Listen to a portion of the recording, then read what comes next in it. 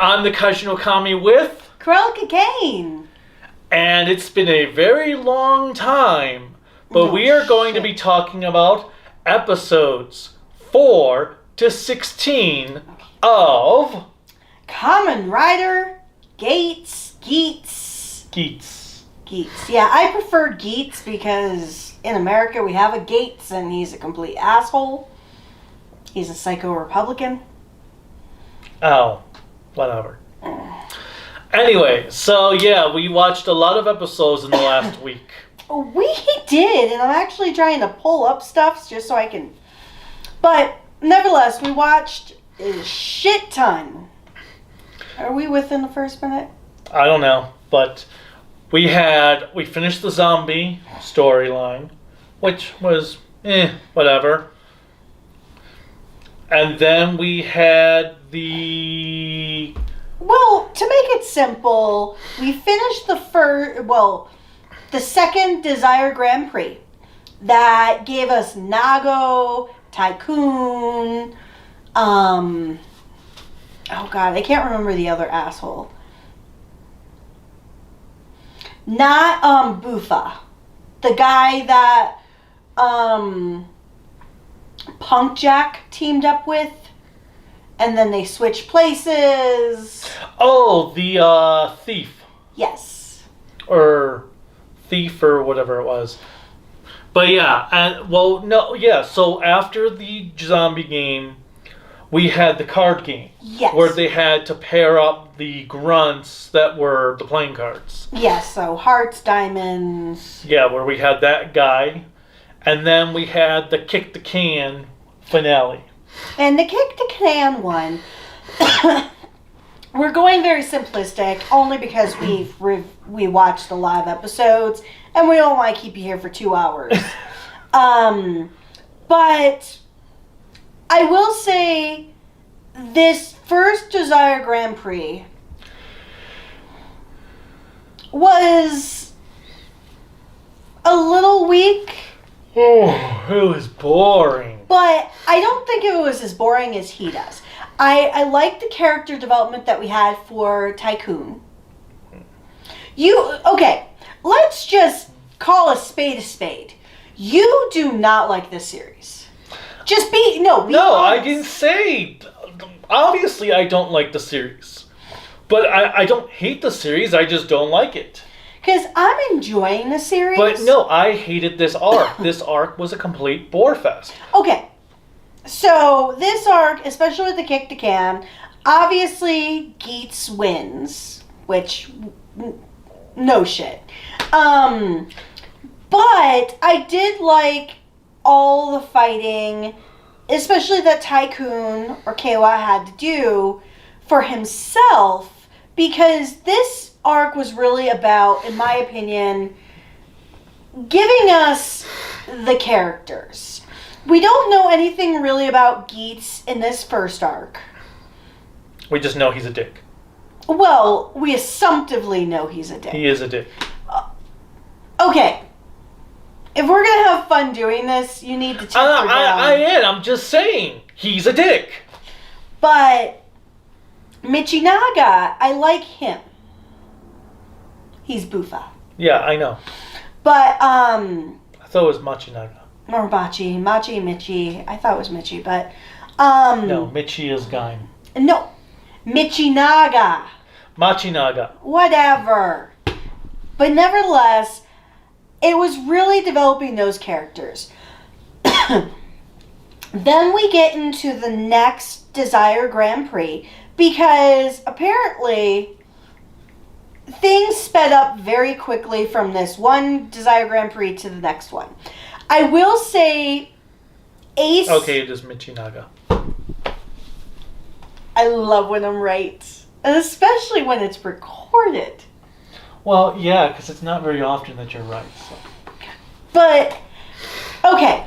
So fine. First arc, you didn't like it. You thought it was boring. Mm-hmm. Let's move on. What did you think of this next arc? Where we had the older gentleman... Things got more interesting with this arc, especially when they introduced the florist dude who's growing the Jamato, and that he's improving the Jamato. And that the Jamatos, and I know we're kind of jumping around, but they can henshin. Well, I've got another thing about that in a minute. But no, I like the Jamato being grown. Kind of reminds me of the homunculi in Kamen Rider Hibiki, because we had the scientist and the woman that were growing the homunculi. Now, so Ace Geats did the trolliest move ever. His wish is kind of like a wish I think you would do, just as like a throwaway, just to see how much you can break the system. What his wish from the first Dark's Desire Grand Prix was that all of the admins or staff had to become his family. So Samori, she became his sister, and then the game master became dear old dad. Which, yeah, that was a reveal that was not all that surprising. Oh, the butler guy is the game master. Oh my god, I didn't see that coming.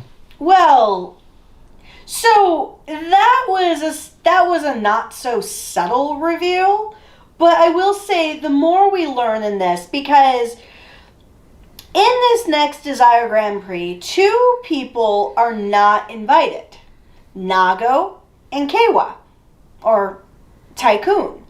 So it's kind of interesting because you get a whole new cast, and you see Michi Naga getting teamed up with an older gentleman who I thought was very unfair that he got Samori. there. And this one girl who... I don't hate the girl that he was teamed up with for the first battle.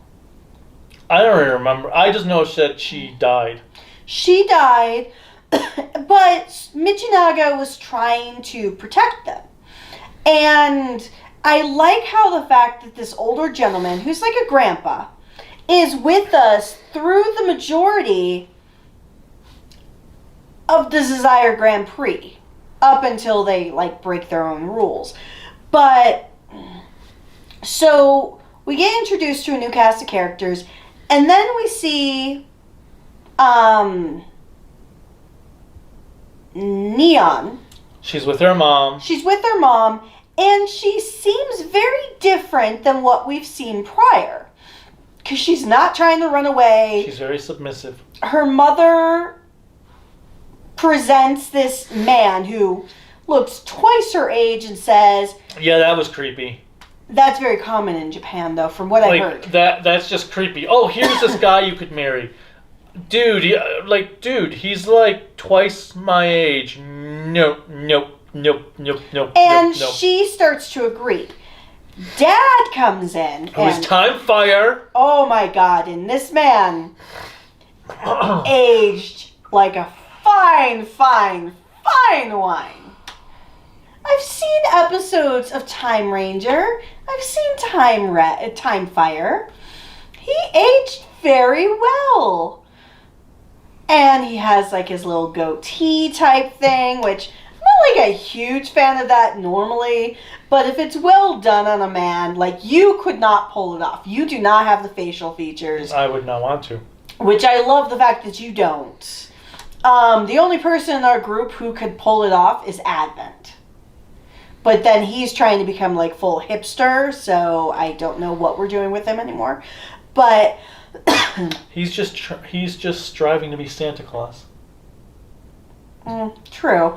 But anyway, so Neon's dad, Time Fire, he brings in 2 of the Desire Grand Prix containers. One that has her henshin device and the key, so to speak, and then another one that has an upgrade.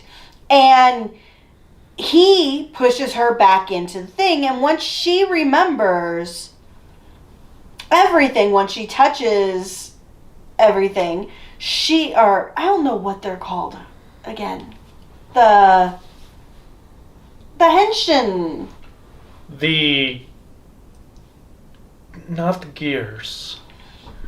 But nevertheless. Oh my god, what are they called? I mean, we only heard them talk about it a million times. But buckle. So when she touches the buckle. Well, but the core, the ID core. Yeah, the ID core. She remembers everything. She's not running away anymore. But I will say, I get where Silverquill. So Silverquill's been keeping on the series much more correctly than we have. And he made the comment that she seems to be growing. And I will admit, I am seeing that growth. Compared to that poor little rich girl mentality that we had in the first arc, I am seeing that while I don't necessarily like her, I am respecting her growth. Because we did see near the end of the first arc, her mom is a horrible bitch. And yeah, poor little rich girl things ensue still, but just because you have money does not mean you have family. You can't, just because there's a song, well... You buy a new family. Is that what you did for all of our friends, or they just bought and paid for? Maybe. Really? Wow. We need that money back so we can buy all the things. You want a refund? On a couple. I'm not going to name names. But anyways. Well, okay, so we've got Punk Jack as an actual character now, a guy who wields a guitar. But he was an actual character in the first arc. But, I mean, he's an actual character now. We didn't see him I see. before. I actually love his style. Like, him as a character, I like the guy who plays Punk Jack. And then, so we have Naga returns as Neon with the new music beats form, which right now is the only attack I actually kind of like in this show. Even though it's been now seems to be outpowered. Well. And then, so we have this first little game where she comes back and she has her, then we have the next one is the maze. Which, I would say that's probably the longest. That's when things started to pick up for me, was in the maze. Well, we got to see so many different things. First, we got to see the fact that the Game Master does not like Ace. Mainly because he knows that Ace is taking advantage of the system. That, and he knows Ace wants something that Ace should not be knowing. Because Ace wants to find his mother, who when he put down... I did like when Neon's like, well, why didn't you just write, I want to see my mother's wish? And he says, oh, I did, but then it disappeared. So we find out that certain wishes cannot be fulfilled.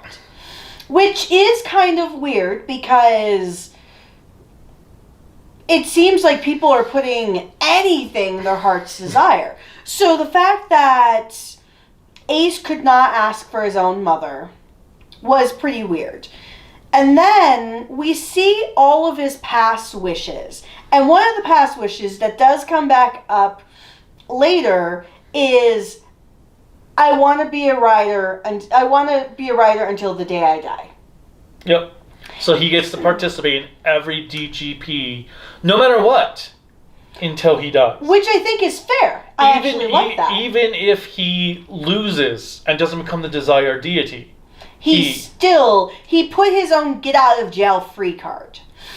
But in the maze, we find also that Keiwa, who was on a bus with a brother and sister, similar to his own family situation, older sister, younger brother, and then the bus driver, and they're driving along and plummet. I don't know how they're not dead, but they plummet into this maze, and they're the ones that have to be rescued. So you're not just trying to find the exit to the maze, which is actually quite visible Because the first thing they see... Well, that's because they have to find a code to open it. Well, yeah, but they see the door to get out of the maze. The maze is to go around, like you said, to figure out how to get out. So a couple things that we find out is this is not the first time the DGP has been in the maze, because they find dead bodies. They find kind of like a legend to decipher to language. They find a lot. The other thing that we also see is that the older gentleman,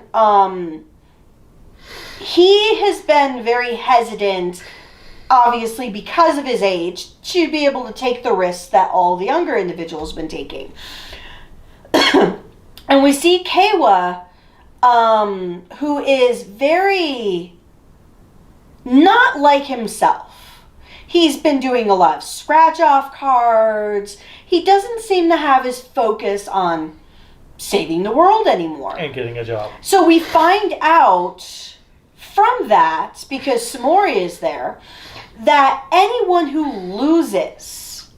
forgets what their desire was. Until they remember. So Ace breaks the rules, has Keiwa touch his belt to say the only way you can do anything is touch this.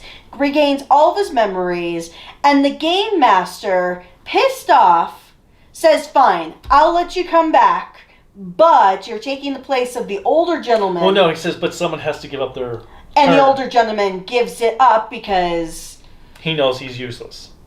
Well, that's a terrible way of saying it, but yeah, he knows he's useless. Well, yes. But yeah, so then we have Tycoon back. We've got Punk Jack. We've got Geats, Neon, and...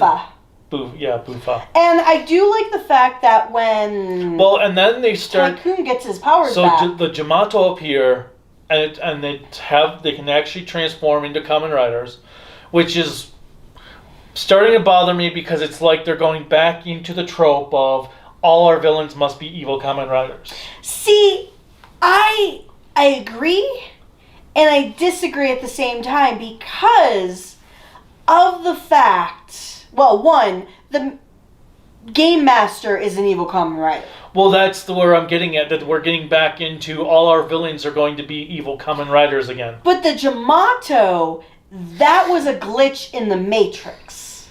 At first. Now, I understand where you're coming from. So with that, everybody gets, because it's almost a no-win situation, because you have two Jamato that have henshin devices. I did like the one that had the scythe. Oh, yes. And when one Jamato dies, the henshin device still exists, so another one can take its place. So It's kind of like the Borg from Star Trek. Okay. You don't get it, but others might get it in a way. And then we have the Jamato start speaking in Japanese, and they're saying phrases of previous riders that Keiwa has met. I was going to say, Keiwa is the one who's noticing this. Because after we get through the maze, our next arc is musical chairs, which I like what they're doing for the musical chairs. So you have creepy little girl, a very creepy little girl, which we've been watching the Ju-on series movies, and we have a creepy little boy Toshio, and now we have a creepy little girl. Well, we had the girl in the White Ghost one. Well, Black Ghost. Oh, yeah, White Ghost, yes. Yeah, because that's why I said that girl reminds me of the girl from White Ghost. It could, well, too old now, but she goes up to each of the riders, and if she just walks past them, doesn't have to physically touch them. Swipes their belts. Takes their belts to the point where everybody's belts are gone. And they all have to get them back. And so Nago and Tycoon do the smart thing. They team up. So they both get their belts fairly quickly. Then we have an exchange happen where Tycoon gives Ace his belt temporarily so he can fight one of the Jamato And this riders. is also after Ace has had a meeting with some mysterious woman, and they came to some agreement. Who we still don't know her name, but we see a little bit more about this because the one thing that we find out in this musical chairs arc is, one, there's real world sponsors. Which is Neon's dad. And a few other companies. And we find out that her bodyguards have been Kamen Riders in the past. Which, okay, so as an American dork, seeing two American dudes, or assumptively American, henshin, and saying henshin to turn into Kamen Riders, I'm sorry. I was like, dude, why is this not a thing? If we can have an American ninja and Kaku Ranger, why can't we have an American rider? Even if it's like... Because their henshin device would have to be a cheeseburger. You know what? I'll take it. Fine.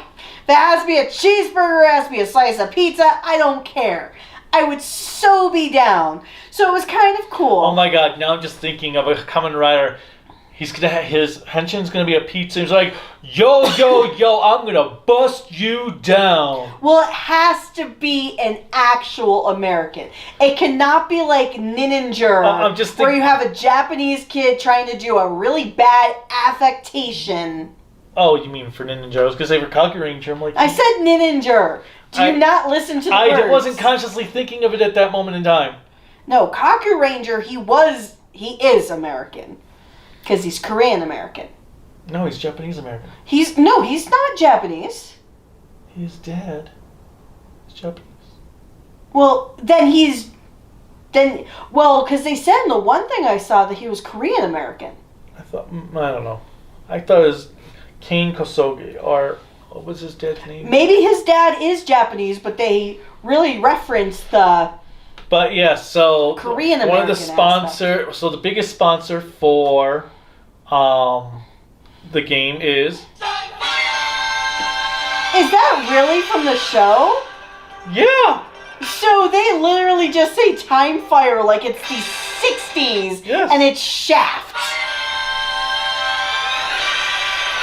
Oh my god, I thought you were just being dramatic. I didn't know they went the whole Shaft route. Okay, do you want to get copyrighted by Toei? No. Okay. But seriously, I swore it was Shaft. The way... Yeah, I'll have to play Shaft song, but...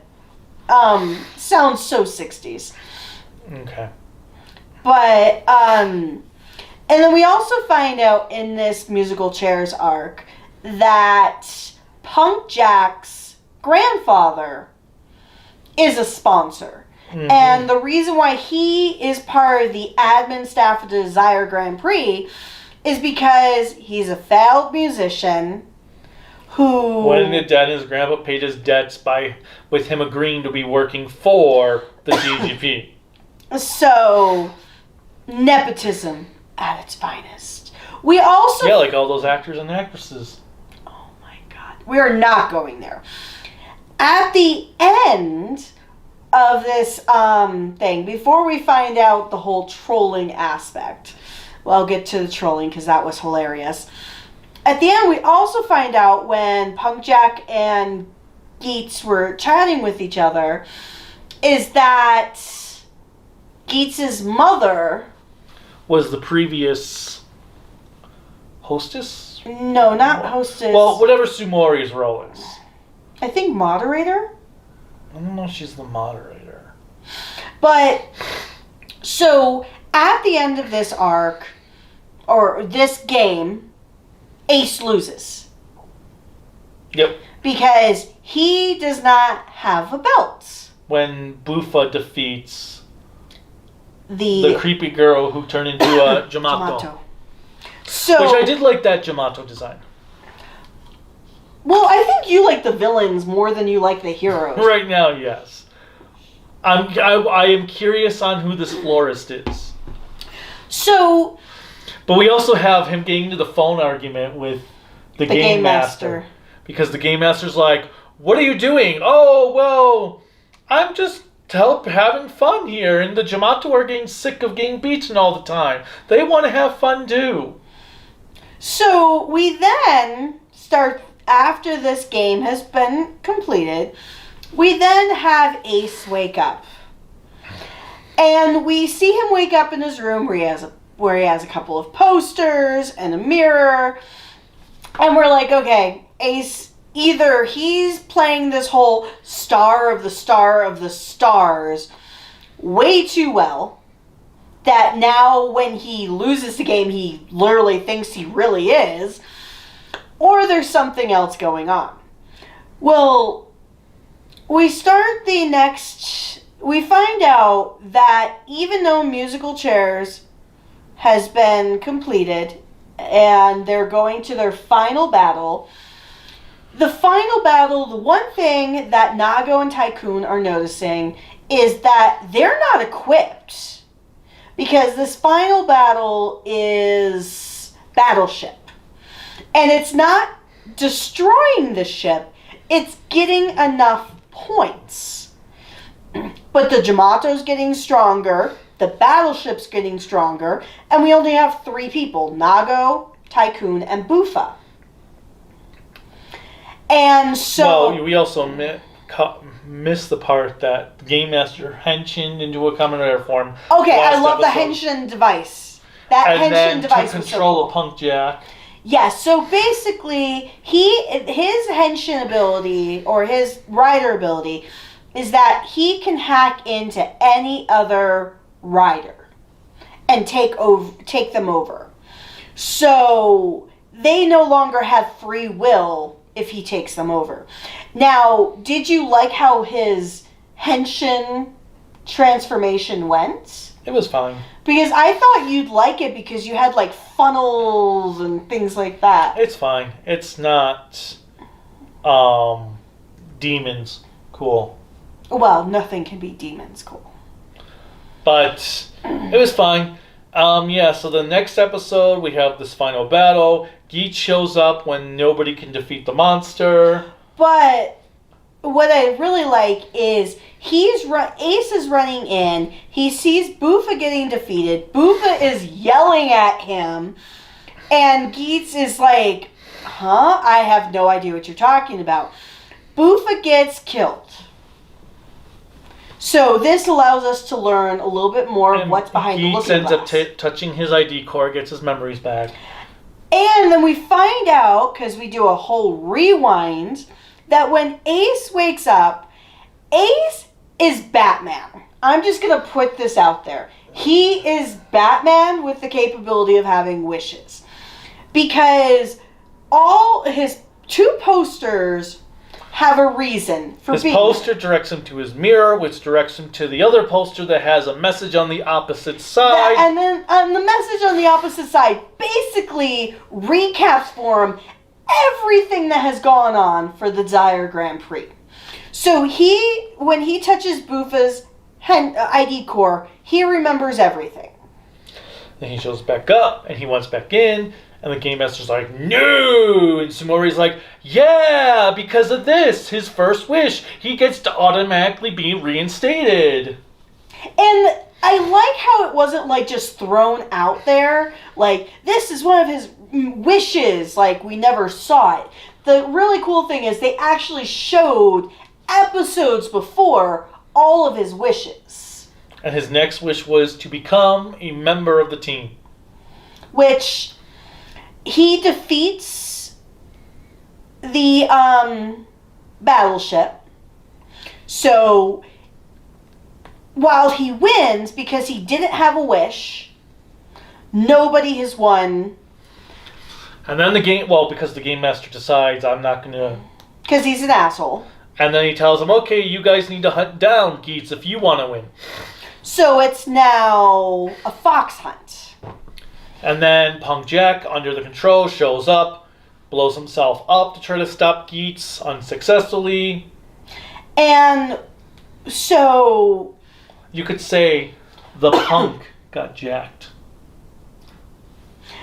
I am not going there. But, so Nago pulls the card of saying, alright, if we're going to play this unfair advantage, I'm going to play the game my way. And her way is saying, hello, sponsors, you want a good show, right? Are you going to do this the entire time, every time we talk about him?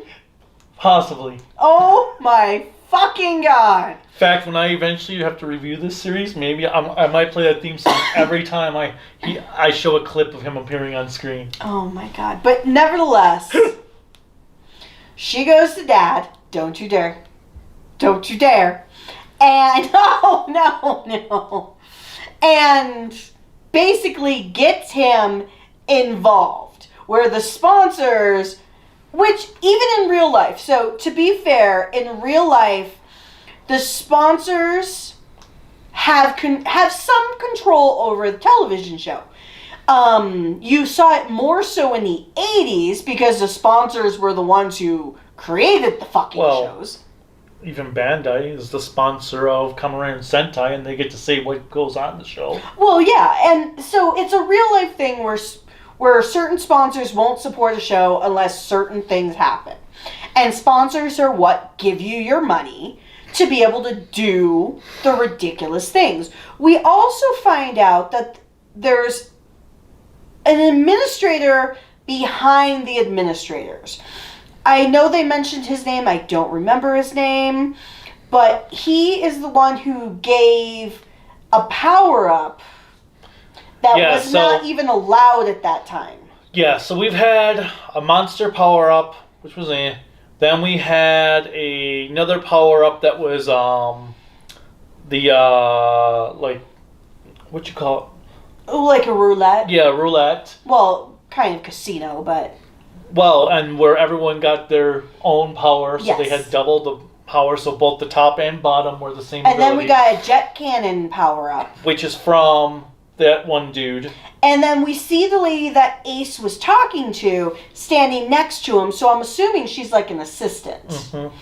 So he gets involved, and apparently he can KO anything. Because when he gets involved, he KOs the Game Master. Well, because the Game Master cheated by interfering. Mm-hmm. Which the one rule is that the Game Master cannot interfere in the game itself. But yeah, so we did that one scene was really cool when Keiwa is standing on top of the building, staring down at Ace. When he looks all kind of badass, that was kind of a cool scene.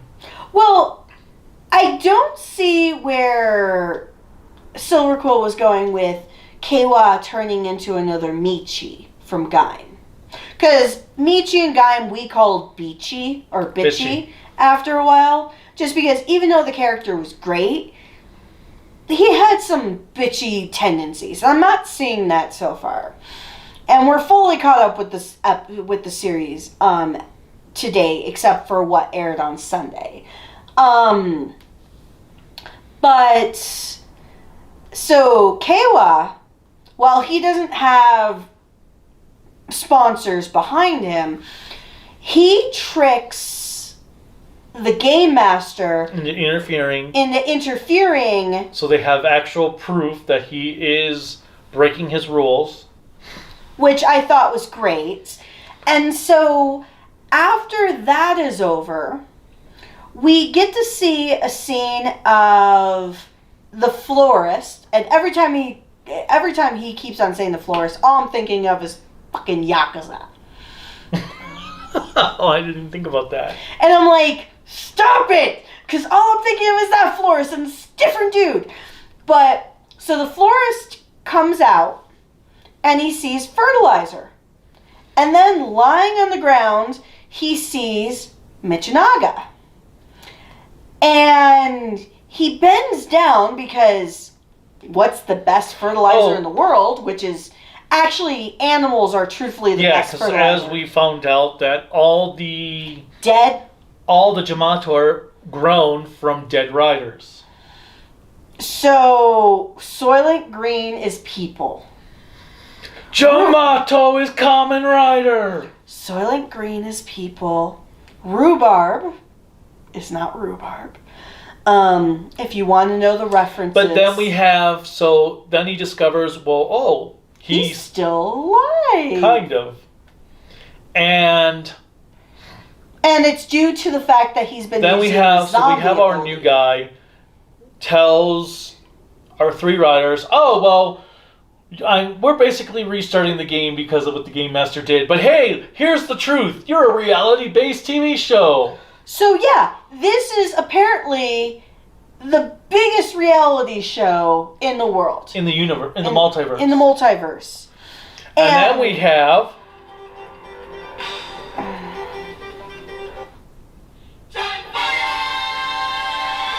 Oh, God help me. Sit down on the couch and say, this better be good because I'm giving you money for this. No. I'm going to throw your phone. But, so, we find out it's a reality television show in the multiverse. We don't know who's watching. Now, this is not an anniversary series, though, right? Okay. No. But yeah, we don't know who's watching or what's going on. We just know that, it's a reality TV show. Like, okay. Obviously, the people watching are us, the viewers. Wow. You mean viewers are watching the show? No, we're watching. Because now it's getting all meta. Well, I will admit, when we got to that of being a reality TV show, it made me think of Dawn Brothers, because we have no idea what Dawn Brothers is, and I think of that as SSSSS Gridman, the anime. Really? The anime? Oh, wait, sorry. Yeah, Gridman is the old Toku show. SSSSS Gridman is the anime. I had to differentiate because for some reason I thought Gridman had the 4 S's, but that was the American. Well, Superhuman Samurai Cyber Squad. And that was the American. That was what the American version of Gridman was called. But, Cyber. so, if it's the imagination of some 15-year-old girl, makes me wonder who the reality television show is for.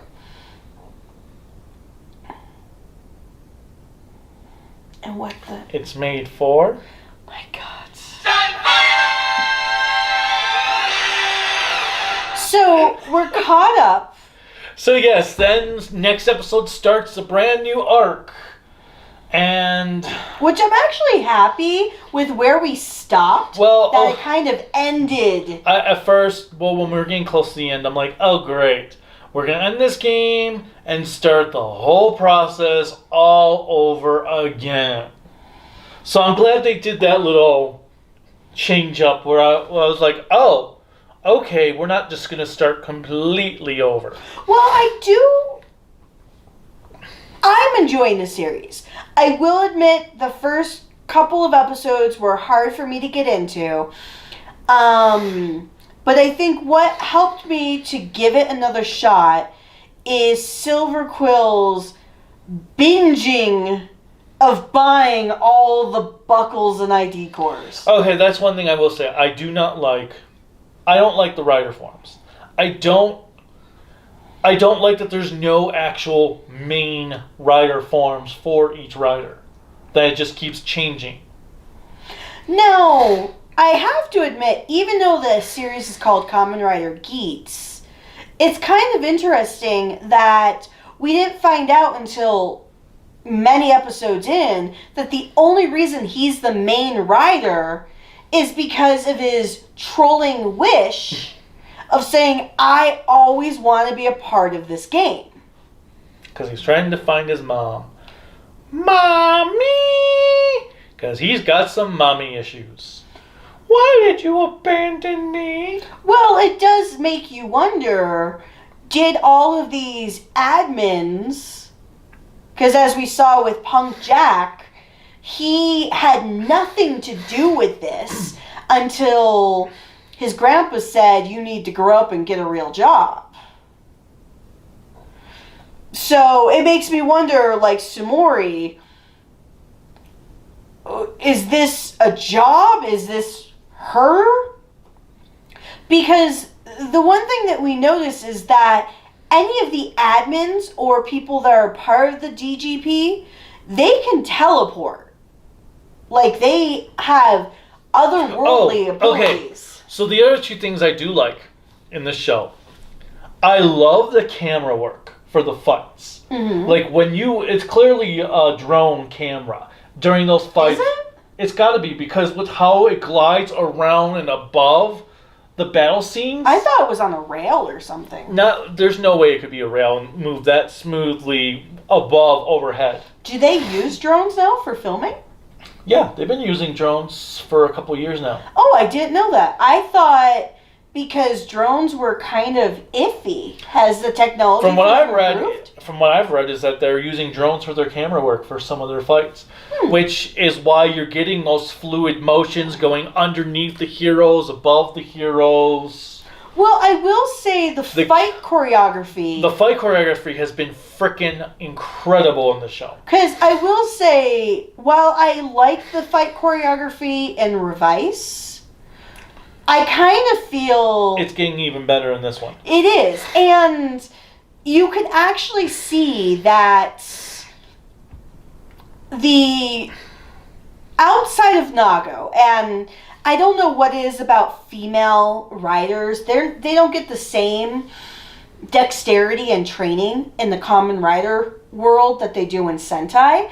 Like, her fighting capabilities, she is, like, everybody else is leaps and bounds ahead of her in their capabilities. So I don't know if she hasn't gotten as much training as her peers. Because when looking at, because I even think about Dawn Brothers, she doesn't seem to have the same training for Haruka and Sononi. Or Sonona, I mean. But yeah, the fight choreography in the show has been incredible. And I mean uncostumed. The fight choreography is getting really good too. I don't mean just in costume. I mean out of costume. The movements and the way the camera has been flowing has been great. And then the soundtrack has been great. I can't say I'm still fully into the opening theme. I like the opening theme. I want to hear the full. Well, and that's the problem is the song's just too short for me to really form an opinion of it. Oh, because I wish when you listen to Live Devil, the second you heard it, you were like, I'm in. Yeah, but what I'm saying is this one, like in the battle scenes, just as it's starting to get moving, the song stops in the battle. Well, and it's like, why is the song over already? The battle is still going. Well, I will say the frustration is we're already, 3 months in to the series? 4? Well, if it's 4, we're at episode 17. We're starting our 4th month. No. 4, 8, 12, 16. Oh, yes. We're technically starting month 5. So we're 5 months in then. And we still don't have the full version of the song released. And which is weird because, yes, it took Live Devil a long time. Well, that came out in early December. Well, that's what confuses me. Like, I don't understand what the delay is for this particular thing. But yeah, this song, I don't know if it's this right opening is just... I need... Every time before I can form an opinion, the song stops. It ends.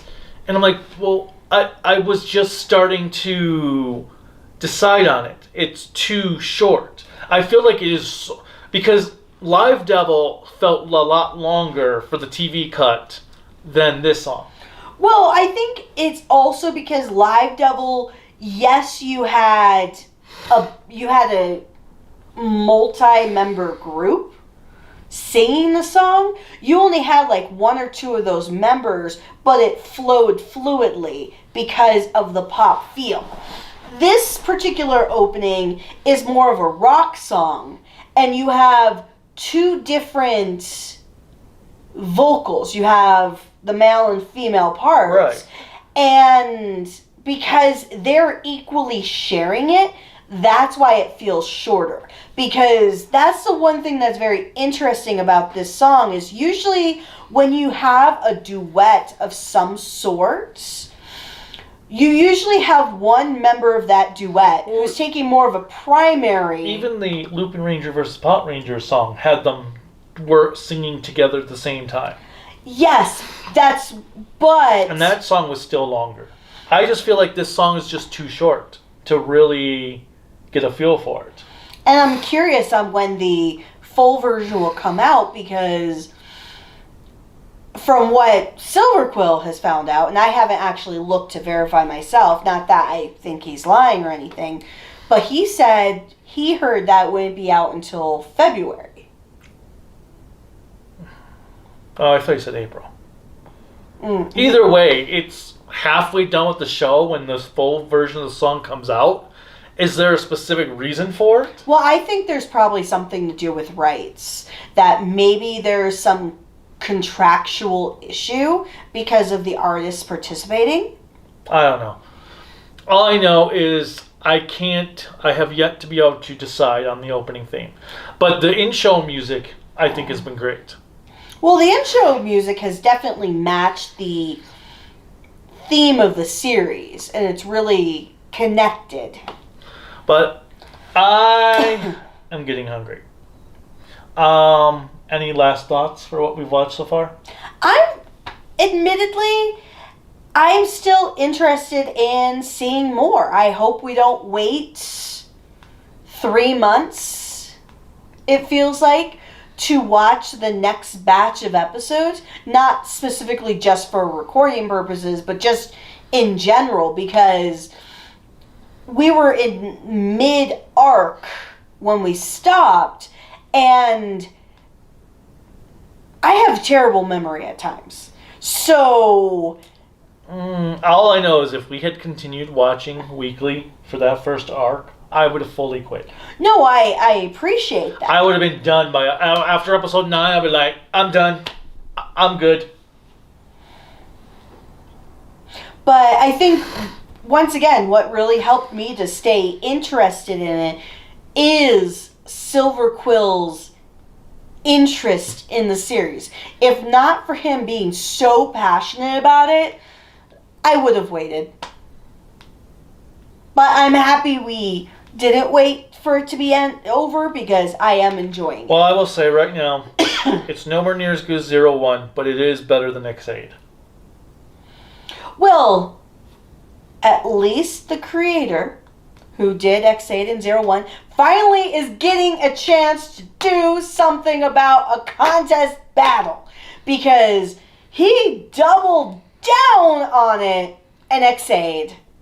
He really didn't get to do too much of it in 01. Well, he wanted to do a contest clearly in X8. They clearly wanted to do a contest in 01. And nobody would let him. So I am so thankful for this poor man that he's finally got to do his GD contest. Okay, don't you dare. Alright, what did you guys think of these episodes? Let us know in the comments. Click like. Nope. Stop. Now you just took a picture. I don't care.